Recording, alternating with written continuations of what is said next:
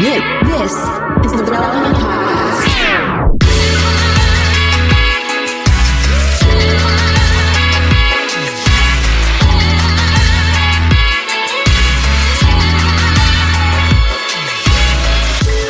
It's episode 1069, and it's the Relevant Podcast.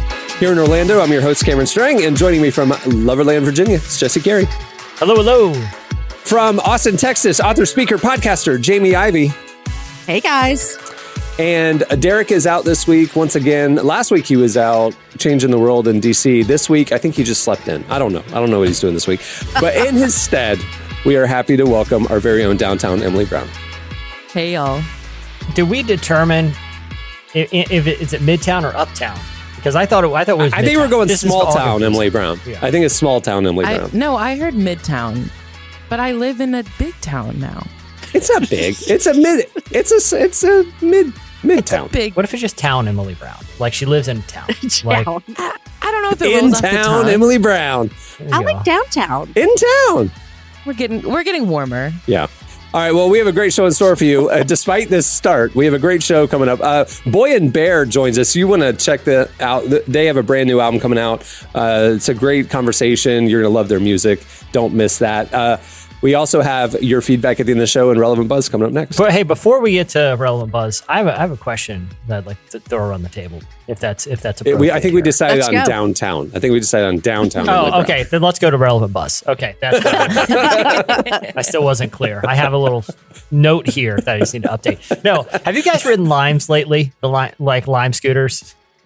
Oh, I thought you meant. Oh, I thought you meant the green lime. I was like, fruit is coming in here in Florida. My mango tree is blooming. I thought you were talking about limes, and I didn't know Like if there when was I a thing say that you ride do. the lime, is that like Yeah. chugging a Corona? Is that in your mind? Like, hey man, ride the lime. It should be. What'd you do on Sunday, man? After church, I just rode the line. Sunday fun day, man. Hung Ride out by the lime. pool. Sunday fun day. Is riding the lime? Yeah, that's like ordering a margarita. No, I'm talking about the lime scooters. You luscious. I did last year. yes, I have sometime in Austin. Some I've never done that. you never have. No, I like the dude, bikes. it- I don't know. Those What are do more you fun. do? You got to get a credit card out and stuff. I don't even You know. need like an It's an app. app. It's an app. Yeah. It's an app. See, it's a whole thing. It's a whole thing. It's I a don't whole know. thing one time. And that is the whole thing is going to the app store, putting your thumb on it, downloading it, and then just scanning the scooter, and then you ride away. But I noticed because I was a big fan, like I love when limes came to my town, you know, and I feel like everyone. Are went we through a lime talking about phase. margaritas or are we talking about scooters? Yeah, because I'm when you say I'm back on the margaritas. They just okay, came here. got it. We just discovered them, and that's why everyone But here is drinking like, margaritas while riding the scooter can be harmful to your health. That's called riding not the good. lime. That's what riding the lime is. then if you're not careful, you're going to have to walk the line, and then you're going to get all kinds of trouble. No one wants the Dewey on the lime scooter. Anyway, the lime scooter thing. I was riding one last weekend. I went to something downtown, Emily. Not Emily's there. midtown. Yeah, I went to something downtown. It was downtown Norfolk, which Cameron, you've been to before. Mhm. Walking block to block, you kind of got to go between buildings, had to get to a parking garage or whatever. Did you know they're putting dead zones in downtowns where the lime scooter deactivates on certain blocks because they're too heavily lime scootered? So I'm riding, I'm trying to rush to get my car, and my lime just dies, right? You know, and I'm like, what the heck? So I pull out my app. I'm like, did my lime just run out of battery? Am I out of lime juice here? I pull up my battery and it shows I'm in a dead zone. And they have dead zones all around the city. And I noticed like, oh, why are their limes all stacked up on this one sidewalk? It's because of the border of the dead zone. So you have to kind of cruise around to be able to get to point A, point B, because the city is conspiring with Lime to lock these things down. That takes the whole purpose away from Lyman. Lyman is about total agree. freedom. It's about total freedom. I want to jump it. I want to go off road. Again, I don't know what you're talking about. I'm not sure which one you're talking about. We're talking about Total Freedom Lyman. I'm talking about margaritas right now. I switch back to margaritas. The margarita just falls out of your hand. Did you know there's zones of downtown where you're not allowed to drink? Yeah. You're not allowed to drink while we're downtown. No, that defeats the whole purpose. And you guys know my libertarian leanings. I don't think the government should be able to tap into a Lime Services satellites and dictate where it can't go. Is this just seem way wrong to you guys? It was like the whole point of It getting the does Lime was seem- to get to the parking garage. Now I got to park and walk. It does seem ridiculous. Like, I can see where you're coming from for sure, Jesse. yeah, I get why they would want to do that because, and I can attest to myself, sometimes those Lime scooters can get pretty quick speed. And I mean, there's accidents waiting to happen there, like if you're not careful. So I get why they want to like maybe somewhat police it, but just for it's ridiculous that you have to like be that aware of like, okay, once I get to this street, I either have to turn or it's just gonna like, that's a lot of thinking. When I'm on the Lime scooter, I'm trying not to have too many thoughts. Maybe that's just And 119 people between 2017 and 21 died riding electric scooters. died. Not That's just why they have injured. dead zones, 'cause that's a it's- high. That's why they have dead zones. It's out of respect because that's where one of the deaths happened, and so you no, can't. Cameron, Yeah, that is that's not why they call them true. dead zones. That's why they call them dead To zones. say this conversation took a dark turn. I cannot be a part of this. I feel like Lime scooters were the last bastion of freedom on our roads. Because you could literally do it. Because even cops would see you weaving in and out of like automobile traffic and be like, I don't even know what law I'm enforcing here. Like, you know, if you're on a bike or on foot, there's jaywalking, there's bicycle laws. Even the cops are like, man, I don't know what's going on with these lives. I mean, it's kind of a gray zone. It just bums me out that, you know, it was an area where it was just anarchy in the streets, and I loved it. And now they're tamping back on it. To me, that takes the whole fun out. I want to be able to go. I want to be able to, like I said, jump it. I want to do sweet skids on it. And I want to go wherever I want to go on it. I one time was going to an airport really early in the morning somewhere. There was someone going up the interstate on-ramp on a Lime scooter. And I was like, you know, Oh my gosh. That's That's how about to be people a dead have zone. died. Yeah, exactly. this is a great That's country. crazy. This is a great, great country. Well, you know, you're tapping into the conspiracy theory about electric vehicles and stuff too, that the government will be able to control you in your car and, you know, tell you, Oh, and make your shut it car down? go to certain places, or Is it a conspiracy theory if it's true? Yeah. if you're like a criminal or have a warrant out, the government can make it drive you to the police station and stuff, you know? Wow. I mean, it's if like they get- brilliant and terrible all at the same If they time. can do it to Limes, they can do it to the rest of us. I mean, this is the canary in the coal mine. So it's coming. just be careful Big Brother's next time you ride watching. the line. And pay your respects. If you ever come up to a dead zone, just leave some flowers or Oh my something gosh. and I can memoriam. see Jamie just sweating the longer this conversation goes. Pour a sip out of your margarita. Pour some of your margarita out. All right, moving the show along. Stay tuned. Up next, it's Relevant Buzz.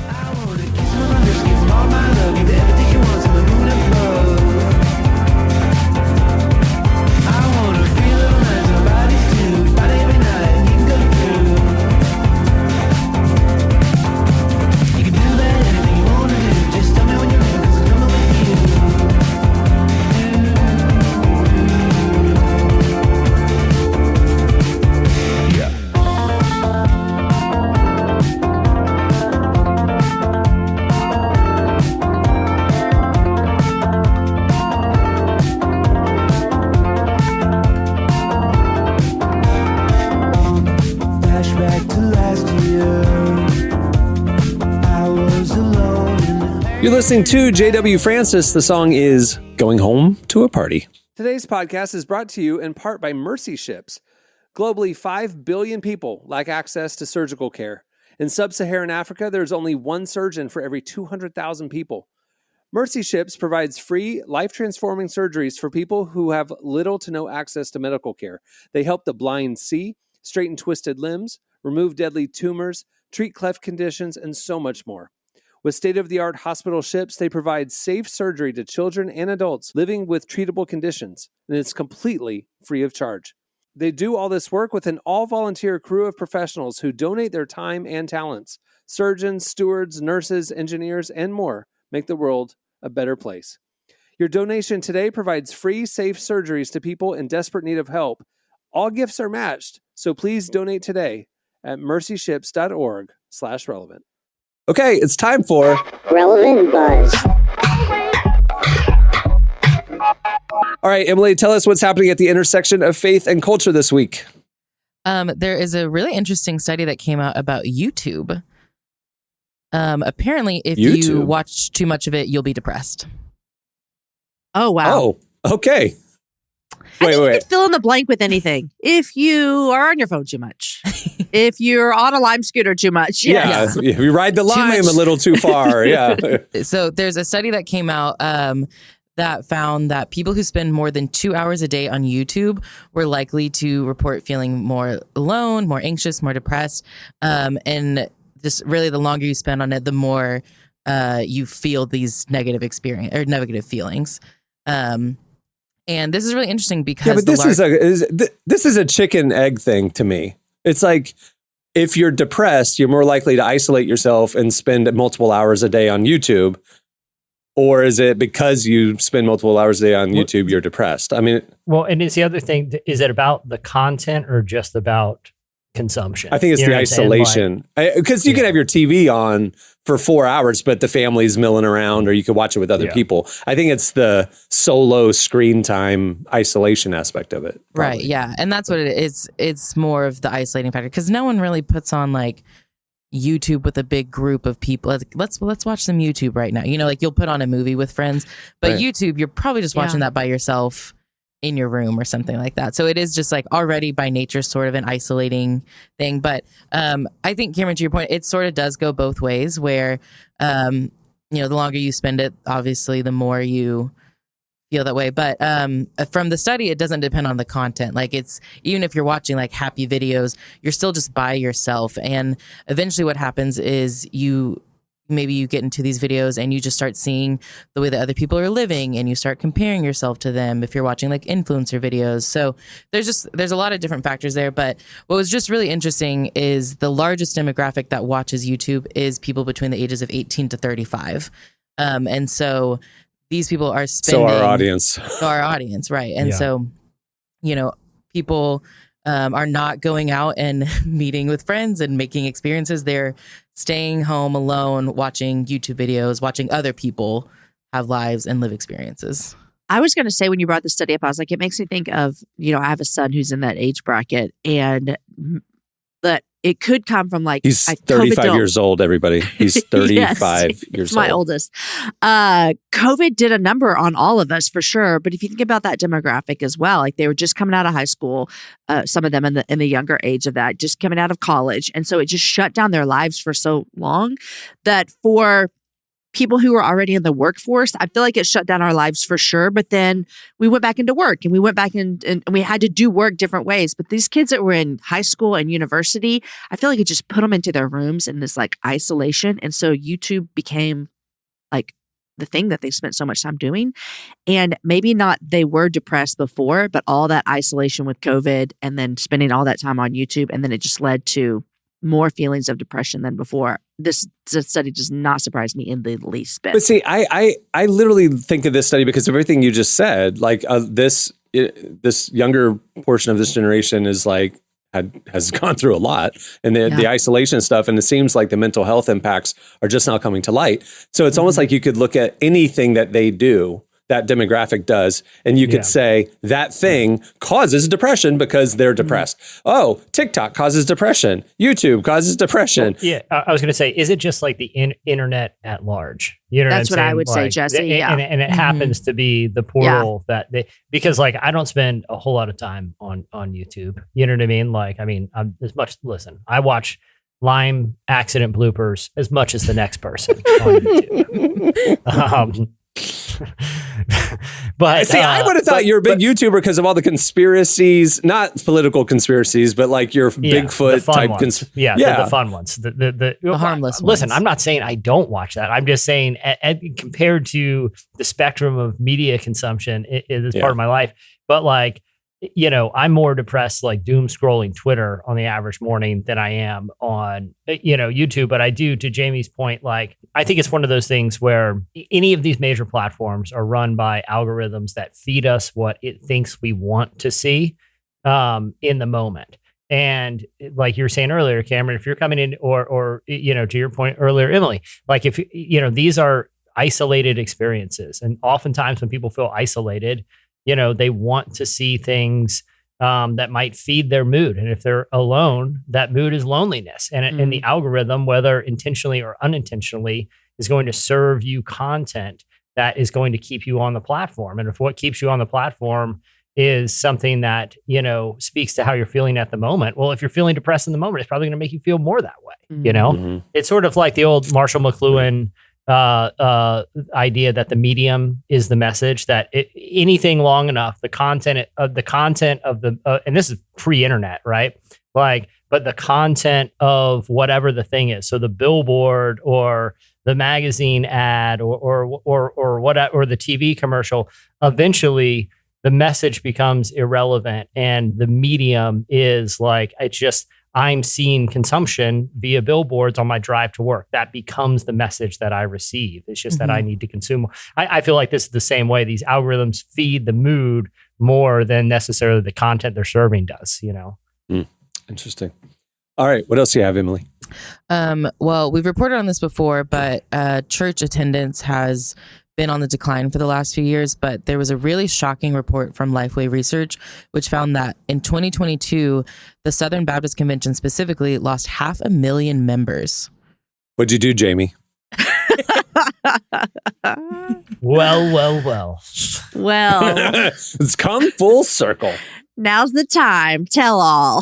No, real talk. I feel like you're probably the most sort of The closest to this. In address 1 what year, you're- and this isn't from 2015. This is last year. 500,000 people, and this isn't like a non-denom church where people just kind of I haven't been going in a while. This is I unenrolled. I exited and divorced the denomination. Yeah. That's crazy. 500,000 I think people. a couple of things come to mind. First of all, this is not in defense at all, but one thing we have to remember is the SBC is the largest denomination in North and America. it still is And the so largest a large denomination by far. And you lose that many members, it's still a lot. So it's a lot. So percentage wise. But I also think in the last couple of years, we've seen a lot of churches I don't know what the word is, not be Southern Baptist anymore. We've seen public pastors say our church is no longer going to be affiliated with Southern Baptist Convention. We've seen two Rick Warren's church and stuff. I mean, some big churches. Or John O. John O. His church pulled out of the SBC. And then so there's 40,000 people right there between those two churches. Yeah, exactly. Yeah. And so then we've seen two prominent leaders of SBC say, hey, we are no longer going to be SBC leaders. Dr. Russell Moore and Beth Moore both left. And so I think that has probably caused a lot. We have reported on this a lot. We all know this. SBC has been through a lot of scandals, horrible things in the last couple of years. And so I think you're just seeing and for the people who don't know, a lot of cover-ups of sexual abuse and stuff like that has been coming to light. Yep. Yeah. And so I think you've just seen prominent leaders say, hey, we're out. And with that comes congregations. And with that comes people also going, hey, if they can do it, so can I. Jamie, I think you bring up a good point, because it's not that these members are completely leaving the church, like the big C global church altogether. It is just that they're no longer Baptist, because I think when I first heard this, my initial thought was, oh my gosh, 500,000 people are no longer in the church. But that's your point. It's not that they're not in the church. They're just not in this denomination or convention. And I think that is important to remember, is that it's not necessarily the overall Christian number is decreasing. It's just things are changing and things are shifting. And they've always done that. For centuries, they've done that. Well, the overall Christian number is decreasing. It's just not this study. It is. It's just not that. Right. Exactly. But I think that's important to remember, that number does not represent how many people have left the church, just who have shifted. They're just leaving the Baptist church. Yeah. And I think we're going to see the same thing, eventually in other areas too, where there hasn't been as much of an effort to court younger. I don't think this and I'm not trying to call out the SBC here, but obviously I think the scandals and the way they address them is a huge contributing factor. But I also think, we're going to see this in politics. We're going to see it in different legacy businesses that kind of get complacent with how they're attracting new members to, or in a business case, new customers, or in, politics, new activists, right? If they're, it only takes a couple years for a fresh half a generation of people to be the majority. and who used to be your majority are now the minority. And Mhm. like if people kind of don't make an effort, whether it's in ministry or in some of these other areas, to appeal to those kind of younger demographics, it's not going to take long for the tide to turn. And again, I'm not saying that's the only reason, but I think I don't think these kind of big shifts are going to be isolated only to denominations. The tide is turning. Ride the lime. It's a whole new thing, a whole new marketing campaign for the Baptists. The tide is turning. Let's ride the lime. And then they have You should margarita clarify after. for the Southern Baptists, because there's probably Baptists listening that are like, I'm Baptist, but I'm not Southern Baptist. Yeah. I'm real Baptist. I'm fundamental Baptist. I'm Bob Jones Baptist. I'm I'm not Southern like, Baptist. y'all are all going to hell Baptist. You know what I'm saying? I Like, wish each of the cardinal directions had their own Baptist. Like, I'm more of a Northeast Baptist. all right. Anything else? Yeah, the last thing I want to end on a fun note. There's a video that recently. Wait, that wasn't fun? That was so fun, right? I'm going to take credit for this. What you're about to hear. I sent this video to Emily to help her. I just said, I found this on the internet. I thought you could use some tips. And so here you go for just you. And I was just personal help. And then Yeah, she so- said, hey, we should publish this and put this on the podcast so it can help others as well. Thank you, Cameron, for caring. That's what she said to me. Yeah, So, that's like an interesting paraphrase of the conversation that we had. But, I think there were some creative liberties taken in that. But anywho, this is a video from the 1980s when I was like -10 about just some good old Christian fun dating tips. It's aged perfectly. I wouldn't This change a is- single thing about this it. is a literal video I can't from wait. the 1980s of Christian teenagers telling other Christian teenagers good, wholesome Christian dating ideas that they can do on the weekend. Roll the clip. Sometimes when us teenagers are dating, we feel like we're locked in and there's not too many things to do out there. Well, actually, Christ gives us a lot of fun things to do. And today we'll show you a few of the things that we thought of to do. And it really breaks the monotony of dating. So just come with us and we'll Bow, have some chicken, fun bow, today. bow. Bowling! Yeah. Last time I got a 300. How about you? I got a 67. Great. Let's go. Okay. Now here's something you probably never thought of, and it's always around. Yeah, you'll get a real roar out of it. It's the zoo. Hey, let's go talk to the animals. Get a real roar out of it. I've never been ice skating before, but I heard it was pretty cool, so I decided to take my girlfriend on a date here. And the funny thing is, we can even go ice skating in Arizona. Let's go. Dates don't have to be limited to a couple. Go in a group if things get wild. A and group crazy. date. Hang out with friends. Going to a movie is a very common, everyday thing to do. But going on a date to see one can be real fun. They're very entertaining, and they're really not that much. Hey, let's go see that movie, right? Okay, let's go. Now here's a challenging idea. Horseback riding. It's outdoors, nice weather. It's really a nice idea. Personally, I think it stinks. No, I'm just joking, Darren. You can have a great time. Hey, let's go check out this horse over here. Here's a new twist. How about just an intimate candlelight dinner? Just you and your girl. Even if it is frozen. Oh, come on. It's not frozen. I spent all day on this. Okay, so Okay. these poor Christian teenagers didn't realize that you could go to the movies or bowling or hang Or out the with other zoo. friends or the zoo. It's a real roar, I hear. Well, to me, the most notable is my dude at the beginning casually dropping that he got a 300 last week. Right? They're professional. on. There are bowlers who bowl their whole life and never even Oh, yeah. stiff at 300. Humble brag. This guy went out on a date last weekend. Said, yeah, you got a 67? Oh, cool. I got a 300. Perfect game. Only a handful of people have ever done it. So the thing that you didn't see, because we just played the audio clip here, but we posted the video on the website, so go check it out. But what you didn't see, and Emily, we haven't talked about this, is every guy is different. Okay. Like it's a different couple situation. But the same girl appears with like 4 of the guys. Like she's the Ooh. date. And in one of them, the guy says, I brought my girlfriend to the movie. So she's the girlfriend of this guy, but she also went bowling with the first guy and she went ice skating with playing the the other guy. fields. This girl, that's what I'm saying. But she's got a girlfriend label with the one dude. I have a real issue with this. Ooh. I've thought a lot about it. Anyway. Listen, She's scandalous. Is all the I'm saying. 80s Christian dating scene, it seems pretty She got free wild. bowling out of it. She got a free movie out of it. Feminism at its best, you know? Yeah. Anyway, it was clearly a youth group skit, and they had more guys volunteer for it than the girls, and they had to reuse the same girl. My favorite, I don't know if you're going to clean this up in post, so this may not make sense, but the little sound behind it, it took me back to high school when they would reel in that projector thing. And remember, it would play the projector, and then when it would finish, it would just start flapping around everywhere. Emily, you don't know this, but Did you go to school in the 1940s? Y'all, you had those at your school too. I remember it like it was yesterday. Citizen Kane was debuting in cinemas across the I'm being heartland. serious. You had this at your school, in elementary school for sure. Yeah. Yes, Film? you did. Reel-to-reel film projectors? Yeah, I know. I'm just messing with you.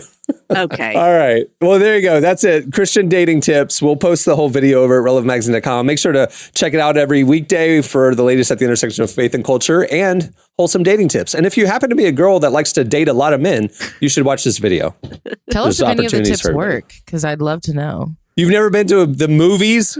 The tips are like bowling, the zoo. This is literally what we do on summer vacation with your mom. Like, Wow. I mean, they're great date ideas, guys. But I mean, come on, this isn't breaking ground here. This is breaking news. I think for some people it might be. Can I be honest? Most of those ideas, maybe aside from the zoo, or you could switch out aquarium. You're on vacation at a beach town, and it's a rainy day. Exactly. And it's like, want to go to the movies? Want to go bowling? Want to get some pizza? I mean, that's all you're doing. Yep, you I love usually it. sit in the hotel all day, you know?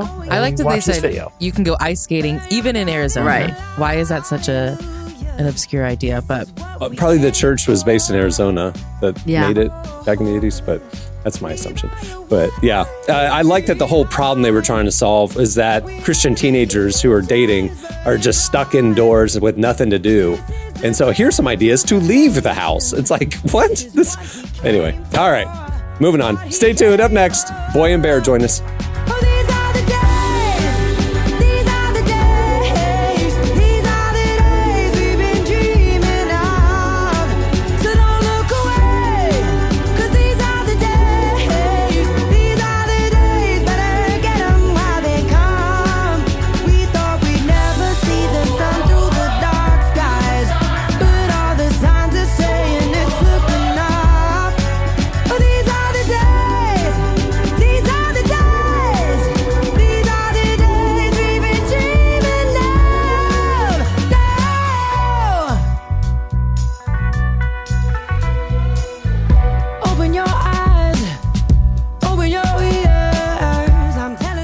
You're listening to Lauren Daigle. It's her new single, These Are the Days.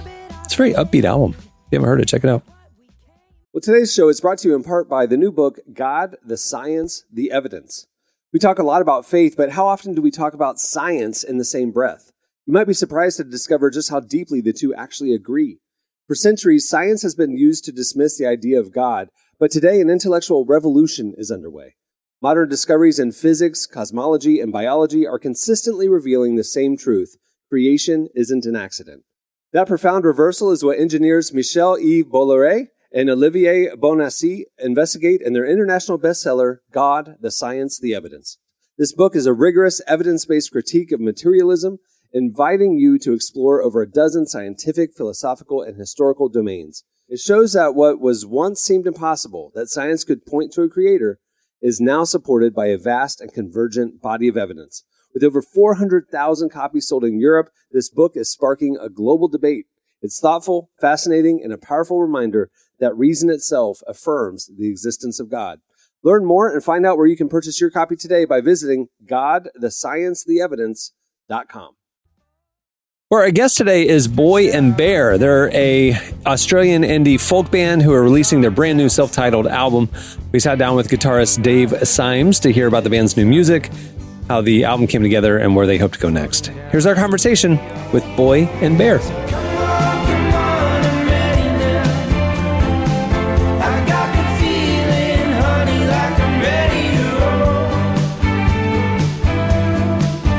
I'd love to know, where did the inspiration for this new album come from? I guess the inspiration came from like I think a lot of when COVID hit. Like I think we were fortunate that we kind of got inspired again quite quickly, like to write music. And I guess we had to cancel a whole lot of touring, and that was kind of, a little bit of a setback, and that was kind of negative. But then it didn't take us long. It took us a month or so, once the pandemic hit, that we started just sort of throwing ideas around again, and we started to sort of gather momentum for making new music, and we got hungry again and excited for it. So that was kind of a good thing to have happened during something like that, because there wasn't much else that you could do. So it was kind of great. But in terms of inspiration musically, I feel like it was really just that the hunger to make some new songs. We had a few ideas of people in the band that we all started to go, there's something in that, and it just gave us energy to kind of, okay, let's get together and turn this into a song. And then after you get a bunch of songs, then we all of a sudden we thought, shit, we're actually making a whole record here, So yeah, it just came from from being told you can't go and play live music anymore. It's like, oh, okay, well, no one said we can't make any new music, so let's go and do that. Strange what desire will make foolish people do. I never dreamed that What things in your life do you like pull inspiration from? Like, are there what are like maybe some certain songs? Like, what were they inspired by? Are the things that you were thinking through? Yeah, I think often, our music as a band, it has multiple forms in how that works in some ways. I think there's we're inspired by other music that we listen to, definitely, I think. Like obviously you listen to different bands.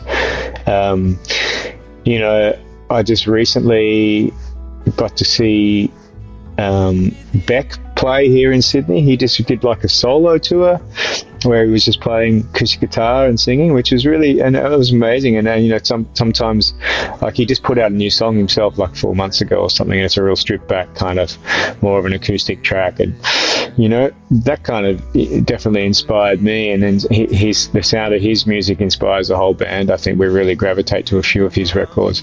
The new National album's just come out. I've been listening to that a lot. That's a band that Boy and Bear has been inspired by. Like that's, I guess, some ways we feel like we kind of have a similar vision to them in terms of like, the longevity of the band and the amount of records that they make and the amount of records we want to make. Like we've got, we're behind them. Like they're ahead of us in where they're at in their career.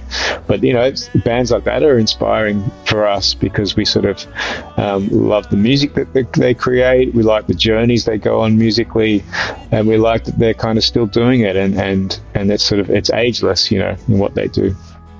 I think lyrically, the inspiration, I think if I quote Hosko, Dave Hosking, our singer, like he has a fascination with like the fragility of our own minds, but also what the mind is capable of, and I think what he sort of writes about lyrically on this record, there are songs of struggle, but there's songs of love as well. There's love songs, and there's a lot of songs about celebration.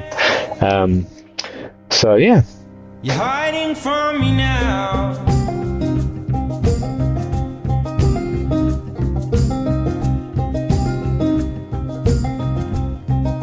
Are there any songs in particular that you're really excited for your fans to hear? Well, we just put out a song last week. It's called Silver Moon. I think it's a really great little track. There's another track on the record I really dig called Muscle, and there's one called Magnus as well, which I think is really cool. I mean, I'm really proud of the whole record. I think I'm hoping people sort of enjoy the whole listen. Like, you make these albums so people can listen to the whole journey. But yeah, there's a bit of diversity in there, but there's also, I think, a list, like a thread that goes throughout the record that helps create like an overall listening experience.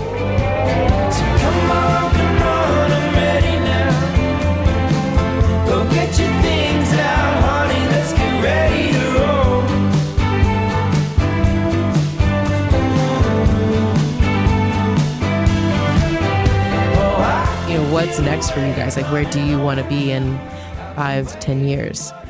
We're just obviously about to put out this record, and we're starting with some shows in Australia, and then hopefully we get to bring the band back to Europe and back to America, North America, and tour. So yeah, the vision for us is to sort of like, we have a hunger to keep making records and a hunger to perform. Like we have, you know, our shoes in both camps, with as in terms of our enthusiasm for what we do. I think we just love the whole journey. It's great getting out on the road and touring, and then it's exciting to get back into that zone of writing and recording and finding that balance. But yeah, the next 5 to 10 years, I feel like, all things going well, really, we hope to be doing this for a really long time. You know, it's kind of what we do. I don't know what we would do if we didn't do it. But you know, having said that too, it's hard. It's hard to keep making music and have people come and see you play. So, you know, also feeling very fortunate that we're about to do that again. But hopefully, we just, you know, get to keep doing that, and people still enjoy what we do. But yeah, we're definitely, our vision is to sort of be a band, you know, have a band that has longevity and has a long-term career, and yeah, we'll still be doing it hopefully when we're when we're a bit older and a bit grayer, and hopefully people don't mind.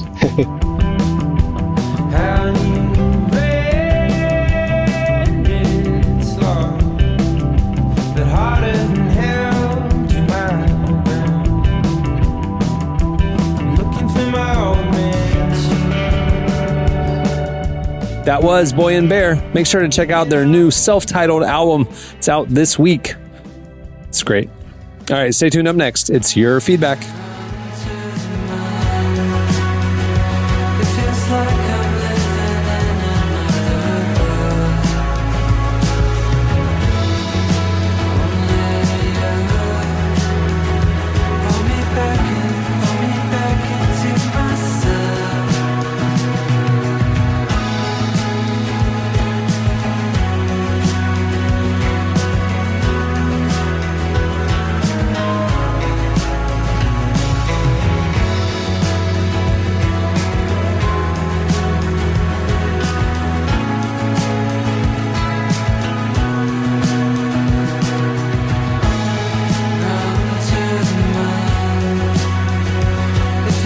You're listening to Beach Fossils. The song is Run to the Moon. Well, today's podcast is brought to you in part by the new book, Confessions of a Christian Alcoholic.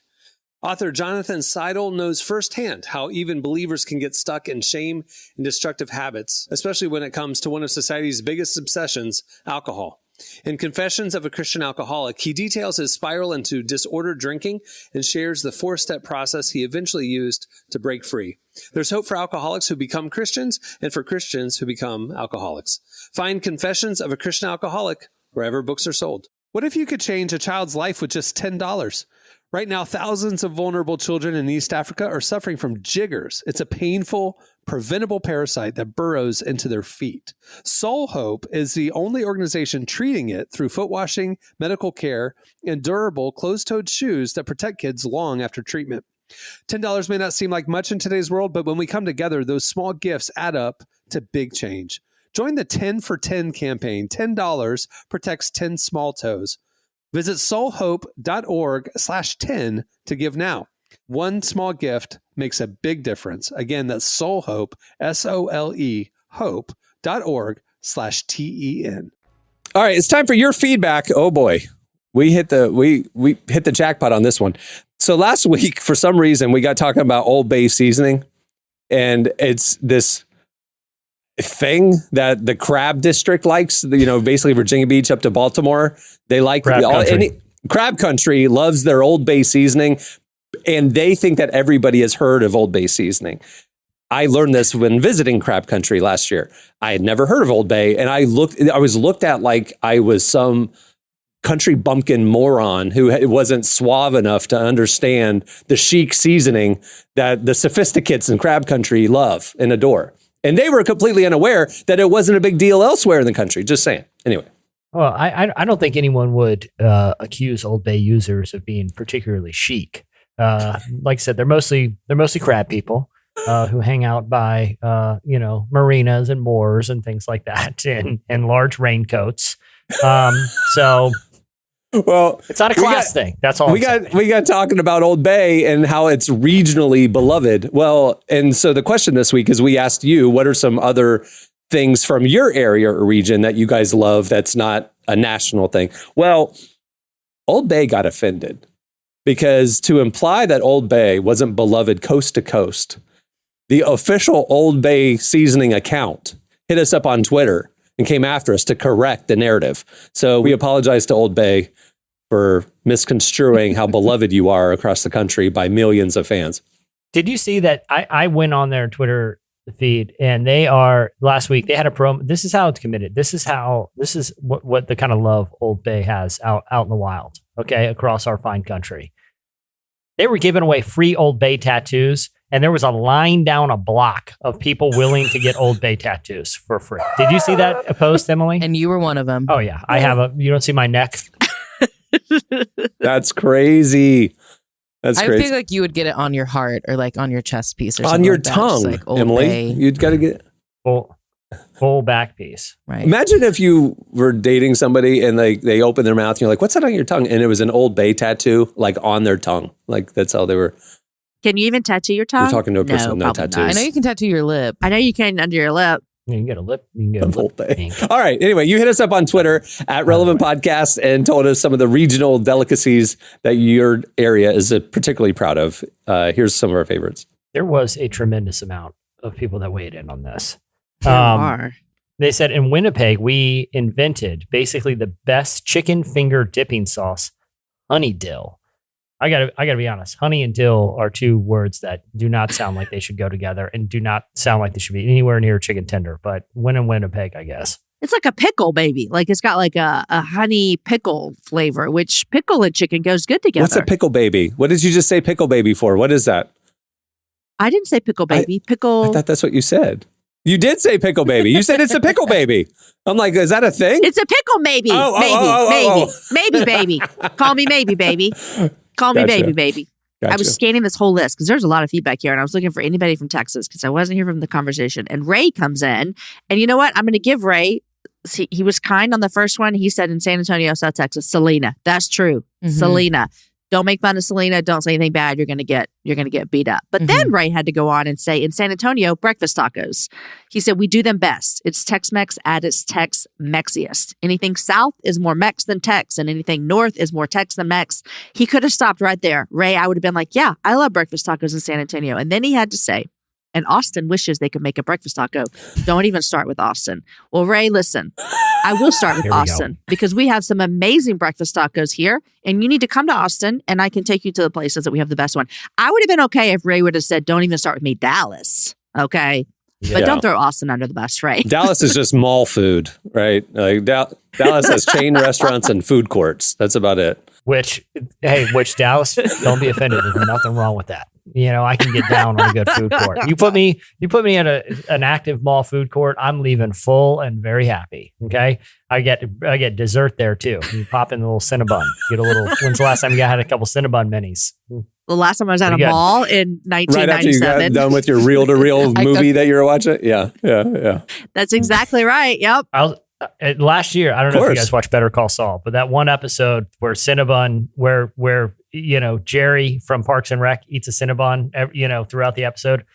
I'm not gonna lie, I went and got a Cinnabon that week, and I was like, dude, I can walk to a Cinnabon from my office right now, and I might after this because you forget how good a Cinnabon is. Don't wait till the next time you're at the airport. But isn't it like 3,000 calories just for like the one snack? Hold on. I'm looking it up. Listen, I'm not going to Cinnabon thinking I'm being healthy and like cutting calories. That's true. Yeah. You know what you're getting into. Yeah, I'm Yeah, expecting 3,000 Okay, calories. here we go. I'm looking it up. It is exactly. Oh, it's better than I thought. I have their entire menu in front of me. Only The 2,000? Cinnabon Classic Roll is 880 calories. Easy. Okay. Yeah. Okay. Yeah. The A light, healthy Cinepack snack. Caramel Pecan Bon is 1,140 calories. That's the highest calorie on their menu. Yeah. So, That's awesome. Well, here's one from Anna She said Cookout has been in my life for the last decades. It's basically it for me. Love at first bite. You guys have cookouts near you? I don't think so. I've never heard of that. I don't think they're in Texas, but It No. is. I'm going to send you guys a link. If you guys want to click on that link I just sent in the chat, Cookout has the most overwhelming menu of any fast Wow. food chain in It the is. country. That is a pull up lot. when But you it's pull up so to cheap. a Cookout and you look at that It's so cheap. that menu. Oh Yeah. yeah. You can buy. It's like, all right, pick any of these 8 items and pick 4 sides, and your total is going to be $3.50. And you're like, how could this possibly be true? And that's their. It's like business. grocery Wow. shopping at I Trader had a- Joe's. Like every time I check out, I'm like, how is it this cheap? I don't understand. And the checkout girl's like, I don't care to talk to you about this. Like I And then always you bring take a it bite of the quesadilla, and you're like, I kind of get it. I had a friend who told me that one time she was like low on money. She went to school in Georgia. She was low on money and she was like, I could either get groceries for the week or I could go get like 3 different meals from Cookout and then just heat them up throughout the week. And that's what she did. Was she spent her grocery meal money on Cookout and she got a lot of variety of fried food. And she said she felt horrible at the end of the week. 'cause and heart it's- disease. She got heart disease and high cholesterol. And She was also a soccer player. Oh. So I was like, that it can't be good for your diet. yeah, but pro I athletes, see no problem doing that. they eat fast food and terrible stuff because they're burning off so many calories. In fact, I'm still on the Cinnabon page, and that 880 calories that you would eat, you have to walk, like aerobically walk for over 4 hours to burn off those calories. So that's the thing about the pro athletes. They can eat these high calorie snacks because they're in training and stuff. Well, you know? have you guys had a garbage plate in Rochester, New York? No. I have a lot of friends who that lived in the Rochester area, and they swear by these. It's a big plate of like basically chili cheese fries with like gravy all over it, and it is a monster. It's just all the grossest food at the diner, and they just dump it on French fries and pour gravy on it, and people in Rochester just love it. It's like a health food there. I mean, that's just what they consume. I would eat that. I'm not going to lie. Yeah. A garbage plate has over 3,000 calories. Wow. Checks out. Rochester's garbage plate inside the famous 3,000 calorie dish, Thrillist.com. Oh. Holy cow. I've had That one. could feed a family I've of had 4 one. for an entire day. Yeah, I've had one. Have you really? Yeah, oh yeah, it's delightful. I don't think I ate the whole thing. I mean, I don't think it'd be alive. You feel your heart start cramping up like after a couple bites. Like, let me just rub this one out, guys. Oh gosh, I think some gravy's behind there. Tim Gonna said, massage your arteries. here in Maryland, we love our flag and we put it on everything. I don't know that I could tell you what the Maryland flag is off the top of my head. It's a pretty complicated flag. It's having bordering their state. There's a lot of colors going on. You want to see the worst example of this is look But at do what they put it on everything? Is Tim right? Like, Yeah, well, It looks like a Scottish knight. Like it has checkers and royal symbols and black and yellow oh, and there red it and is. white. That's and kind of like hurts your eyes a little bit. I feel like I'm at the Scottish games, Yeah. when they do those Highlander games. Or like you're looking at something that someone sends you and they're like, you see the words, right? Like you see Jesus in the middle. Like it's like all those little dots. You're supposed to see something. And you're like, I don't see it. I don't see it. That's what the flag looks like to me. It's I don't know if you guys remember when Maryland controversially released a football uniform that incorporated the flag in a way that, I mean, basically you need to give like epilepsy warnings just looking at the uniform. Like, well, there's a lot happening here. I just sent you guys a link. It is Oh, that's it's ugly. aggressive. It's an Yeah. aggressive. There's a lot of aggressive uses of the Maryland flag. I agree with this. That uniform that you sent where they put it down the middle, it looks like a mom has a shirt made where her kids play at 2 different colleges and she's representing both of them. That's what it looks like to me. It Yeah. does look like that. Okay, Maryland flag. Tim also went on to say they also love Royal Farms chicken, which is gas station chicken. I don't know if I'm eating gas It's station legit. chicken. Okay. Jesse, have you had all the garbage in the entire country? All in the Northeast. You have experience with all of this. So real quick, if you're in my area and you travel over the Chesapeake Bay Bridge Tunnel onto the eastern shore of Virginia, there's nothing up there except for Royal Farms about every 5 miles. And if you're road tripping up the coast, that's all there is to eat. And I will say this, you can smell the Royal Farms gas station about 3/4 of a mile out. You guys, you're going to want some chicken at the next stop. I can smell it around, up at the next exit. It is unbelievable gas station chicken. I mean, I rank it right there with Wawa when we're talking about gas station kitchen food. Is it fried chicken or Wow. like grilled chicken? Like Fried. what is it? Fried. It's fried. Okay. Big bucket. Yeah. Jason, turn on your mic for this one. Paul Caspers, he says he's born and raised in Alabama, so just like you. So I want you to vet this. Okay. He says white barbecue sauce. I have some in my refrigerator right now. I've never even heard of this. It's literally What is called. it? What is it? It's called Alabama white sauce. It's got like a horseradish base. I don't know what all's in it, but it's like tartar sauce. unbelievably good. No. It's like a spicy barbecue type sauce. What do you put it on? Everything. Well, you put it on barbecue, obviously, but like it's really, really good on like pulled pork sandwiches, barbecue sandwiches. Like, yeah, if you go to a barbecue joint in Alabama, it's a guarantee that you're gonna have you have the option to put this on whatever you want to put it on. It's called Alabama white sauce.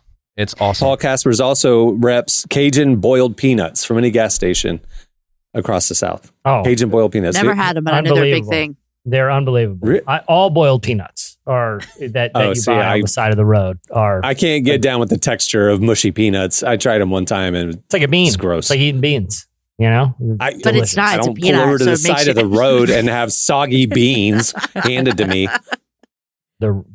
How dare you? In peanut country, they take great offense to that. I only know because Suffolk, Virginia, is peanut country. Just watch yourself down there. Adam Davis says he's born and raised in West Virginia and will forever love pepperoni rolls. Huh. And it looks like a round hot pocket with cheese and pepperoni inside of it. Like it's a roll with stuffed. Looks pretty good. Bob said he's a transplanted Floridian. He said early bird. What is that? No idea. No clue. He just made that up. Got it. Chrissy, this isn't so much regional, but she said Sonic Ice, where, I know a lot of people who stand for Sonic Ice. Every once in a while, we'll have a little backyard shindig and I'll run out to the Sonic because, you can just buy the ice there. Yeah. And it's a real crowd pleaser. I will say that. Talking about the nugget ice. Yeah. It's the same as like Chick-fil-A's ice. It's the nugget ice. But it's a little bit great softer. ice. There's something about Sonic in particular that it's about 10% like kind of crispier. And frozen is frozen. I don't know how they do there's it. I don't know degrees how of they do it. frozen. It's special. It's Sonic recipe. Well, I love those little nugget ices so much that 10 years ago, there was a Kickstarter campaign for a nugget ice machine for your home. And I got it. And so I have a nugget ice machine here that's all I eat every drink I have is full of nugget ice. That sounds Great. amazing. Now you don't have to do it from Kickstarter. You can just buy them like as a kitchen I was appliance. gonna say, my So, sister-in-law has Times one, have changed. and I always like going over to get the nugget ice. It really adds to the experience. It's 100%. 100%. I literally it was like I hadn't filled it or something. It was out the other day and I had to get like fridge door ice. It was like, ugh. Like I couldn't, I didn't enjoy my drink with that crushed cubed. It's horrible. They know I'm the big time ice snob right now. Everybody has their thing. I'm an ice snob, man. When you go to a restaurant, you're like, please don't tell me you're going to bring me tray ice. If this is tray ice, I send it back. Yeah. Nugget ice only. Go out to Sonic. You can buy it. You can buy it directly from Sonic. Just send somebody out and bring it back to the restaurant. All right. That'll do it for last week's feedback. There's a lot more where that came from. Just look at our replies at Relevant Podcast. Okay, it's time for this week's Editorial question of the week. Well, earlier in the show, we were playing. Well, we were just trying to be helpful. Summer's here. Sun's out, guns out. Love is in the air. Everybody's hanging out, chilling in Maxton, spending all day at the pool, all that kind of stuff. I was slipping into some Fresh Prince. I loved it. So you got us thinking about dating tips. So we want to know your best and worst first date. That's it. We want to know your best and worst first date idea or stories. So hit us up on Twitter at Relevant Podcast. I'll say this. Looking back at the time, I was like, man, this is any girl that I took out on a date in high school, it was always the same location for the first date. And in my mind, I was giving them the best first date. But looking back, Olive Garden and in the Greenbrier Mall parking lot probably was not the swanky destination that I had anticipated them enjoying. Jesse, give yourself some grace. For a high school kid, that's awesome. Yeah. In Dallas, people get engaged at the Olive Garden. That's like they have weddings there. They do a whole I mean, not Dallas, guys. That's like Dallas is like that is fine dining. I mean, it's one step below Carrabba's, which there is 5 out of 5. That's basically a Michelin I did star. love Carrabba's. That chicken carbonara. I don't know if the one thing about Carrabba's, you taste it for about 3 days. Like you, every once in a while, you'll get one of those. You'll get a weird Carrabba's burp like 3 days ago. Like, oh, there it is. No, that's the chicken Brian I had. I had something about it. You for 3 to 4 days, you get those Carrabba's burps, and you know exactly where you had dinner earlier that week.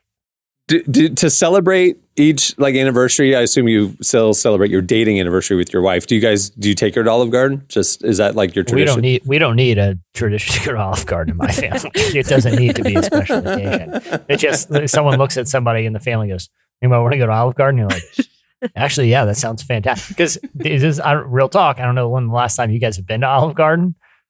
Whew, it's better. It's been a while since I've gone to Dallas, so I don't know. Listen. If you're cruising around, if you're out and about one evening, or it doesn't even have to be evening, they do lunch there, and they're quick at lunch too because they know office workers need to get in and out. And you order just get the salad and breadsticks, and you're like, it is one. It brings back a flood of memories because they haven't changed at all. Like they are, and you're like, why has Olive Garden not been a part of my life for a long time? Listen, I don't think I've been since college, Jesse. And in college, we would go. Emily, you're talking about your friend didn't have any money, and we would all split salad, breadsticks, and Alfredo sauce. And it was like all we could do. And my kids, a couple of years ago, were like, "What is this Olive Garden? We've never been to it." So I pulled up after church, thinking we'd just roll in. That place was packed. It had an hour-long wait. Oh yeah, you got it. I mean, early bird special is the way to go. This summer, I'm going to take them to Olive Garden. I'm going to plan a special day with me and the kids. Get there right when it opens. We're going to do Olive Garden this summer, and no one's going to regret it. Breadsticks, dude. I've Uber Eats in or DoorDashed Olive Garden numerous nights when my family just feels I'm like, they need to pick me up. We're DoorDashing some Olive Garden. When you go to Olive Garden, how many breadsticks do you eat? I mean, I don't. Are you going to tell us how many calories are in them, Cameron? Mm-hmm.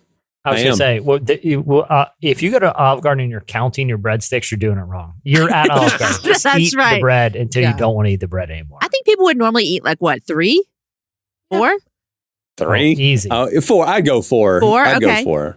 Before so dinner. If you eat 4, and then you're eating 2 out walking out the door. You're like, I just did the tour of Italy, but I mean, they keep bringing the breadsticks. They're basically. I mean, they're going to throw them away. You better take them. And they're in that little hot foil sleeve. I can just walk out of the restaurant with it. Tell us. We don't want to know. 140 calories per. So if you eat 4 or 6, that's like 1,000 calories. But anyway. The worst one is the cheddar biscuits at Red Lobster. Oh, do not ruin those for me. I love those so much. They're so good. Somebody ruined them for me, and I'm going to ruin them for you. Hold on. It's not ruined. Okay. You just know better what you're getting into. Yeah, honestly, I'll still eat it, even if it's 1,000 calories. An Olive Garden breadstick is basically like a butter sponge. They just have like butter and they just mop it up with those. And just, here you go. And then that Alfredo sauce. Wow. Actually, it's not as bad as I thought. It's 150 calories. Oh, that's nothing. But it has 19 grams of carbs and 7 grams of fat. But the problem is you don't eat 1. You eat 4. Yeah. And listen, I've never counted calories in my life. I'm not going to start now. So I'm going to keep eating my cheddar biscuits. Let's from just Red do Lobster. it. Okay, that'll do it for your feedback. So hit us up. Tell us your most memorable first date stories, and we'll read our favorites on next week's show. Well, before we wrap things up, I want to thank Boy and Bear for joining us. Make sure to check out their brand new self-titled album. Comes out today, actually. You don't want to miss it. Also, make sure to check out Relevant Plus. Go over to relevantmagazine.com. You can get all the info right there. It's the best way to experience our content. Not only do you get ad-free viewing, unlimited viewing there at the website, you get our enhanced digital magazine 4 times a year, ad-free and beautifully designed, I might add. You get an ad-free version of this podcast and an exclusive subscriber podcast and more coming this year. Plans start as low as $250 a month. Go check it out. I think you'll like it, and we would love the support. Also, make sure to if you like the show, tell people about it. Rate it, review it wherever you listen. It helps the algorithm, helps more people discover it, and we love seeing the feedback. And if you like the music you hear on the show, make sure to check out our Spotify playlist. We have one called Heard on the Relevant Podcast, and it's every song you hear in the breaks. We update it every week.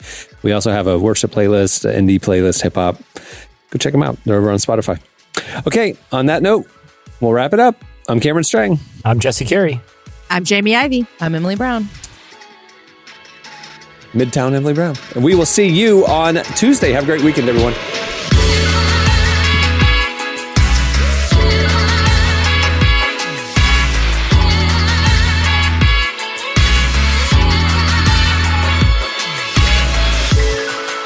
Thanks for listening to the Relevant Podcast.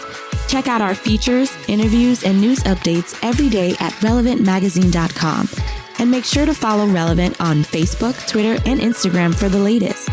For more great podcasts, browse the shows on the Relevant Podcast Network, which you can find at our site.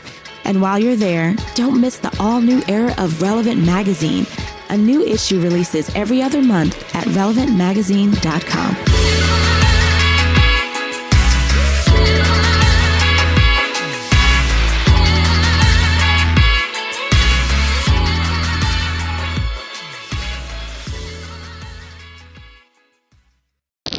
Sunday fun day, man. Rode the lime. Relevant Podcast Network.